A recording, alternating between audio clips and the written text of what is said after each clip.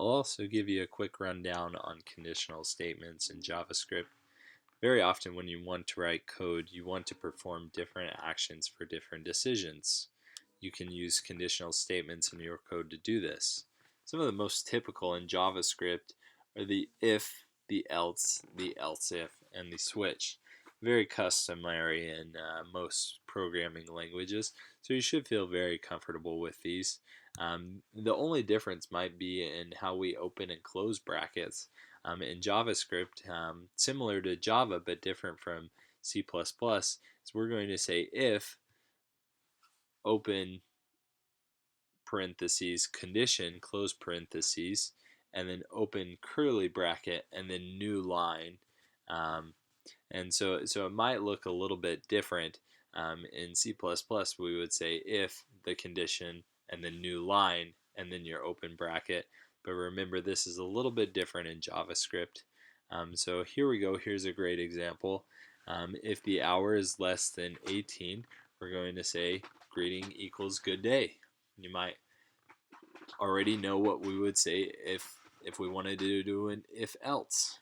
But here's a great suggestion here. If hour is less than 18, greeting equals good day. Else, greeting equals good evening. But what about some other cases that you want to test for? Well, here's a great example, the else if statement. So we're going to say if condition and then else if condition 2. And then we can have as many other else if conditions as we want. So we could have condition up to 40 or 50 or however many conditions we want, and then your final statement would be an else, which is what everything will default to if it doesn't fit in any of the conditions. Here's a great example. If the time is less than 10, good morning. If time is less than 20, good day. Else, good evening. And while we're here, let's just look at switch statements. Switch statement is very similar in Java and C++. We're going to switch on a certain variable, and then we're going to set that case to whatever it might be. So we could say, let's go down here and say the getDay method returns the weekday as a number between 0 and 6.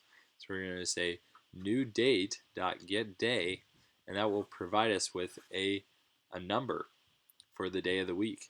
If that case is 0, we're going to say day equals Sunday. We might be returning that value to another function, or we might just be printing it out.